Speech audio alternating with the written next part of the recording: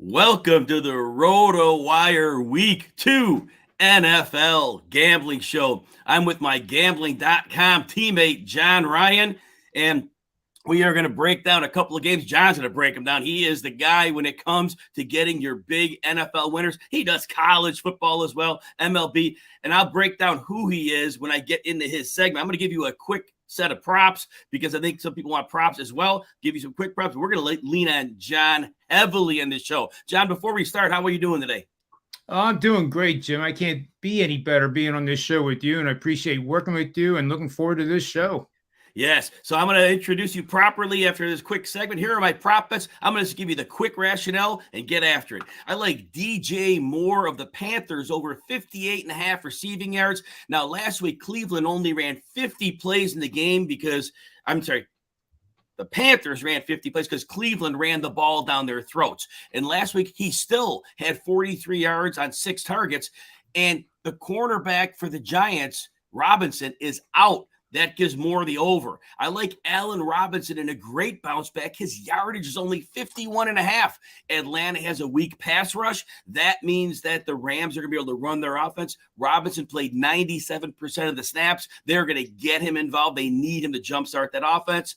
Third one, Brandon Ayuk over 40.5 yards. It'll only take him one catch to probably do that.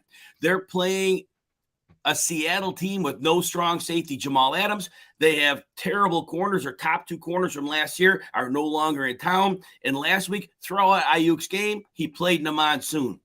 Fourth one, T. Higgins, over 58.5 yards. Left week 1 with a concussion. The Dallas pass rush will be relevant. That means underneath passes. That means a lot of T. Higgins. Fifth one out of 6. We have Zach Ertz over 40.5 yards against the Raiders. The Raiders will be down a free safety, and they'll be down a middle linebacker.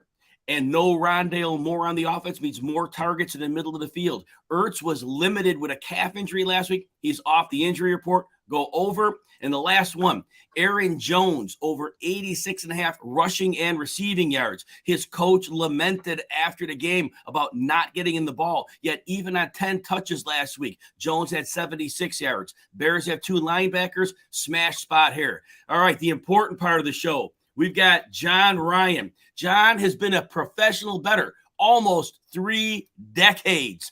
He's 27-9 ATS in his max bets over the last 14 months. NFL, 65% ATS last 3 years. It's like 52% is like make money. And he's 62% in college football the last 3 years. Now, John is going to give us some amazing pictures from gambling.com. The first game we're going to talk about, John, as we tee you up, the Bucs are at the Saints playing in the Dome, so no weather concerns. The Bucs -2.5 at -110 odds. The Bucs won week 1 at Dallas 19-3. Chris Godwin is out. Left tackle Donovan Smith is doubtful. And then for the Saints came back from 16 down last week to win at the Falcons by 1. Alvin Kamara didn't practice all week with a rib injury. John, break this game down for us.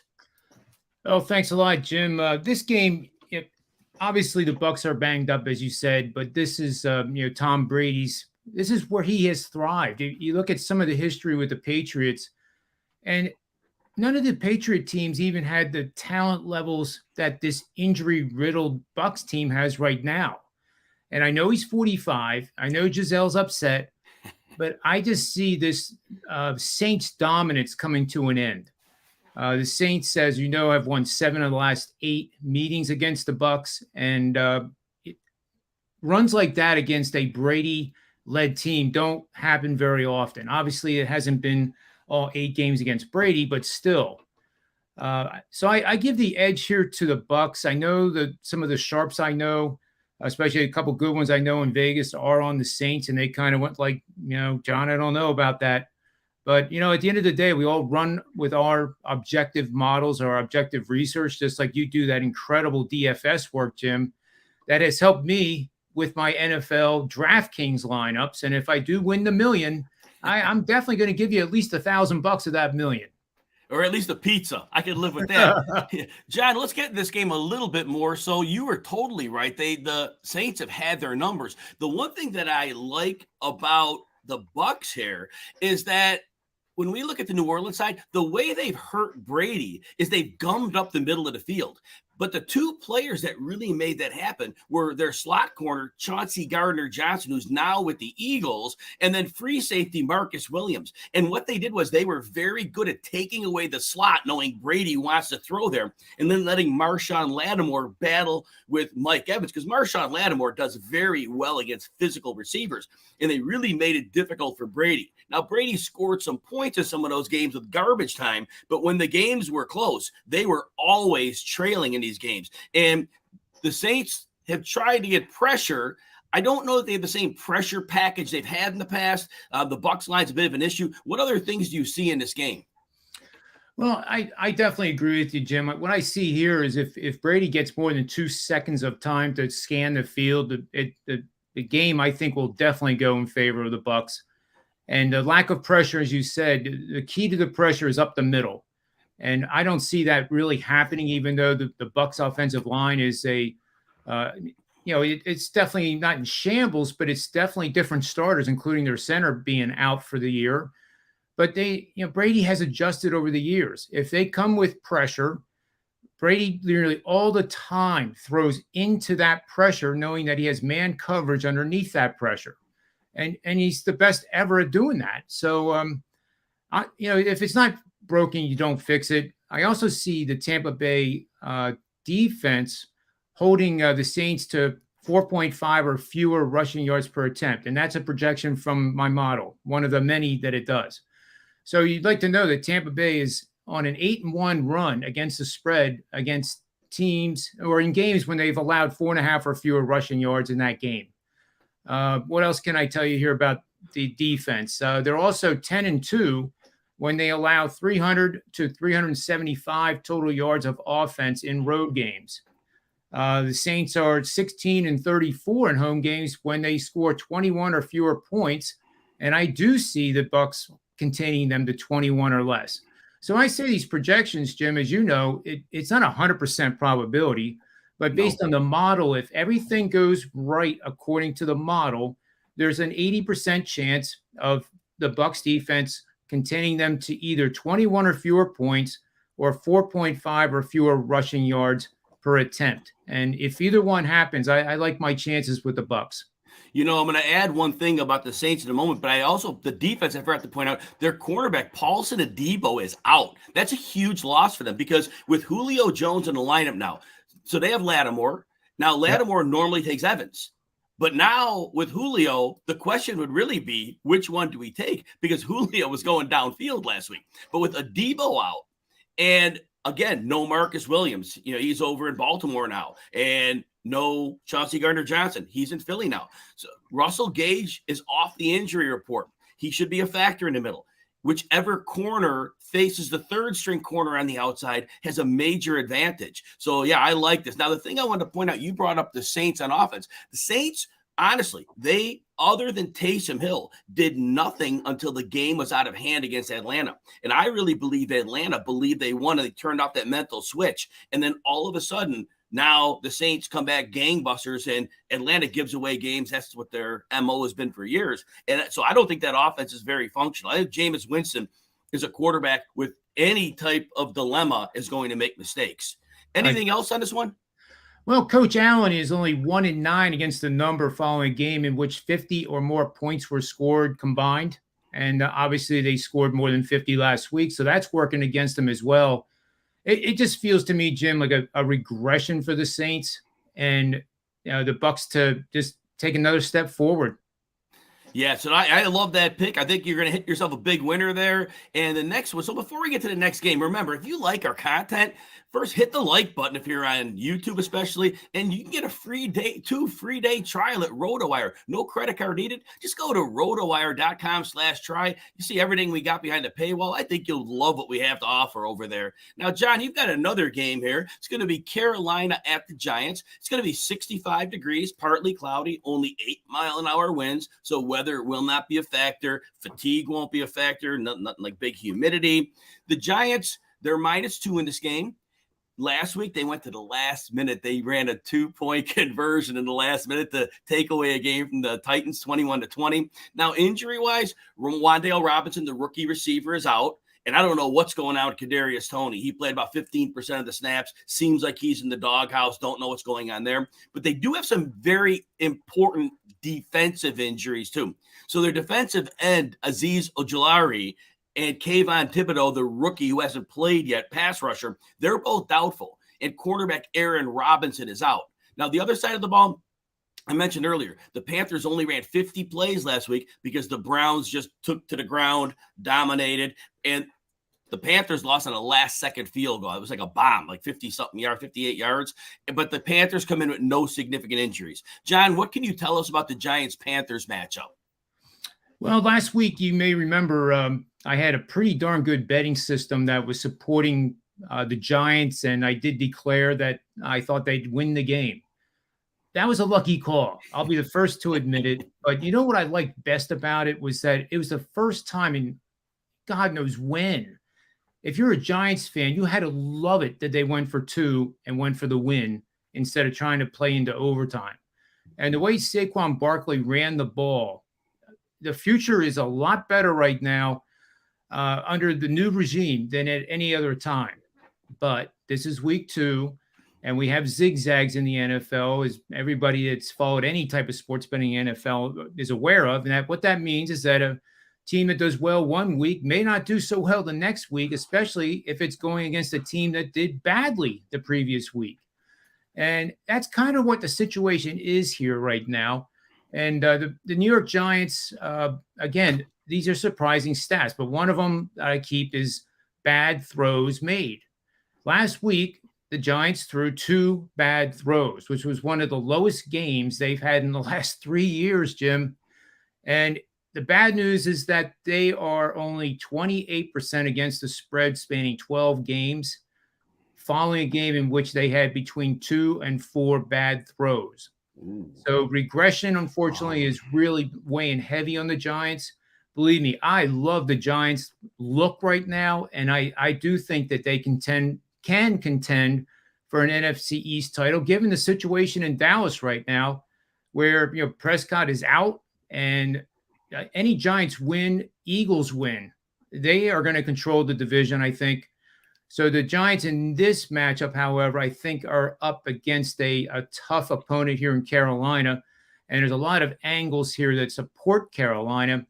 And one of those is here. I got it right here. We have Carolina. Simple betting system here. You're going to bet against favorites, which is the New York Giants, a team that had a losing record last year in a conference matchup this season. That's all there is to it. 61% over the last, what is this now? 40 years. 40 years, going back to 1983. 210 wins against the spread, 130 losses, and 12 pushes. And that comes out to 61%. So this is one of those systems that you can play and really write down if you're listening to this and follow along with it. You don't have to bet a gazillion dollars on every game. You can try pizza money, which is what I do with some of my experiments, and you learn from it. It doesn't have to be, where you're nervous as the day goes on and wondering whether you're going to win or lose that mortgage payment. You don't want to do that. Just do it with pizza money and have fun with it. It's the whole idea with sports betting. It's supposed to make the experience that much better for the viewer. So Carolina here is on the betting system I just mentioned, and that's and if that favorite is a home favorite, Jim, it goes up to 64% over the last 40 years, and there were 7 seasons of the 40 that lost money. So this one has done well as the game has evolved, and that's why I still have it. And I totally support you. You know all the trends you have, and I'm just from a X's and O standpoint. Those New York injuries are critical. 2 pass rushers out, a cornerback out. Baker Mayfield may not be great, but if he has time to throw, and he obviously has weapons, especially DJ Moore and even McCaffrey out of the backfield. He didn't really weaponize last week, but I think they're going to be able to take advantage of this. I think their offense is going to have a good opportunity here. So I'm looking forward to this game, John. Now, we have a couple questions here, and I think before I'm going to very quickly just give a DFS stack of the week, if you don't mind, John. Let me give a DFS stack. Ahead. So the game I'm liking to target this week is the Raiders and the Cardinals. The Cardinals looked terrible last week. The Chiefs have a better pass rush than I thought. They had it both in week 1 against the Cardinals, and even had it against Justin Herbert, injuring his ribs, but he was under a lot of duress. So last week, I'm going to say Arizona was kind of blindsided, but they're coming in with the Raiders, and the Raiders also have a good pass rush. They have Chandler Jones, and they have Max Crosby. But I think the key to this game is going to be the Raiders have a secondary that you can beat. And they're out of free safety, and they're down a middle linebacker, Denzel Perryman. And I think in this game, Kyler Murray is going to be able to utilize Zach Ertz heavily in the middle of the field. I think James Conner is going to be a big weapon in the screen game. He had 6 targets last week. And so I think when we're stacking this game, we're leaving out Murray. We're going with Conner and Ertz on the other side of the ball. J.J. Watt, very questionable. If he plays, he's not 100%. The coach said that Trayvon Mullen, the corner, is not going to play, although the injury reports is questionable. I lean toward what the coach is saying here, and I think that Derek Carr is going to be under very little pressure here, and I think he's going to continue rolling out Devontae Adams. So you could go Derek Carr, Devontae Adams, Zach Ertz, and James Conner, get a 4-player stack, and I think this game could go into the 60s on the board. John, there's a couple questions in the hopper here. Scott Kolb asks, would Michael Pittman missing the Indy game, what would that do to the point spread? One player doesn't necessarily move a line. That's a good question, though. It does, though, in the case of like a Dak Prescott with Dallas. That line has moved 7 points just in the last week. And these lines come out by the circa before the preseason even starts. So when you do get a line that moves that much, I use 7 points, actually, 7 or more from the original benchmark opening line for the circa, you have a contrarian bet. So, in this situation, I would lean Dallas, but in the Michael Pittman situation, I don't see that having the same impact. And that totally makes sense. You're right. The quarterback position, paramount. But yeah, in terms of moving a line, you're right. Very difficult to move a line with any other impact type player. Now, we have one more question. 3-team parlay, Rod wants to know. Well, you've already given us the Bucs and you've given us the Panthers. Is there just a quick third leg you could throw on for Rod? Oh boy, here we go. What were the first 2 again, Jim? The 2 you picked. We'll just take your 2 picks, the Bucs, and we'll just make the Panthers and make it easy there. So just throw a third leg on for Rod. Okay, I'm looking at the board here, and I would put Dallas in there. Because I really would. I think Dallas, even taking these 3 with pizza money bet and doing money line 3-team parlay or a round robin with pizza money might be a lot of fun. The other potential upset here, and now you're going to think that I got up way too early, didn't have enough coffee, is don't underestimate the Atlanta Falcons going against the Rams. The Rams, they're the Super Bowl champs, but they did not look the Super Bowl champs in week 1. And granted, it was the Buffalo Bills. We know that they're a contender. But that Atlanta Falcons team should have won last week, and they didn't. They must be playing with a little bit more confidence than they have probably since they blew that Super Bowl against Tom Brady. I would be very careful betting the Rams this week. I would not use the Rams if you're in a eliminator type of contest. Great advice. Great advice there. Other than that, are there any final words that you want to share with the audience, John? Well, I have some college football going today. I know this is an NFL show, but I do like Penn State quite a bit here. And, the other game is BYU is traveling out to Oregon. Oregon is actually favored. I think the market's telling you something there. I would like Oregon. And believe it or not, Jim, earlier in the week, I thought, well, you have to take Notre Dame this week. There's no way they don't cover. Well, I started researching it, and I like California here with that plus 12. It went to 12 earlier this morning. 12 and higher I like. And a little in-game bet real quick. If you don't like my bet on California, let the game start. Maybe Notre Dame comes out flying and, the coaches, had the riot act read to the players and they're going to come out firing and it's 10-0 early in the first quarter. Guess what? You can play 50% pre-flop. And then when they go up 10-0, go in the in-game and get whatever it is. It's going to be probably close to 20 points at that score, 10-0. So what I'm trying to say is let the volatility of these games work in your favor and not against it. So I would like California, 50% of my bet pre-flop, and then look for something close to 20 in the first quarter. Well, I'll tell you, everybody, you don't get gambling advice like this every day. John Ryan's a heavy hitter. I'm looking to have him on the show on Saturday, so as long as John's willing to come by. If you're not following John on Twitter, you need to. It's at John Ryan Sports 1. So you make sure you follow him at John Ryan Sports 1. I see Scott. I think Scott might have called me John in the chat here. Who is John's pick? And probably that's what mine's worth. Mine probably worth the John, but because John Ryan is the pick of the week, because I know he already got yours. So you got to be asking about mine, right? In that case. So because John gave those are your 2 picks of the week, right? Yep. So he's got to be asking for mine, I imagine. So not that you want mine, but I like the Packers minus 10 over the Bears. And here's why. So first of all, the Packers laid an egg in week 1, but defensively, as long as they're not injured, which they aren't, they have a championship level defense until they suffer injuries. And the Vikings were able to shred them with Justin Jefferson and scheme. The Bears don't have that. The Bears have 4 new starters on the offensive line. There is very little opportunity for the Bears to move the ball here. And we're going to see angry Aaron Rodgers. When Rodgers comes off of a bad game, in the last few years, we've seen him. When he comes back, it's usually 4 touchdowns. You might even get 5 out of them. And so I don't think there's any chance. This Bears team is bad. They are bad. And the Packers are a legit team that could win 12 games. So they're going to get right on them. I don't worry about the divisional matchup here. The Bears are just too new of a team in terms of their roster construct. So that's what I like there.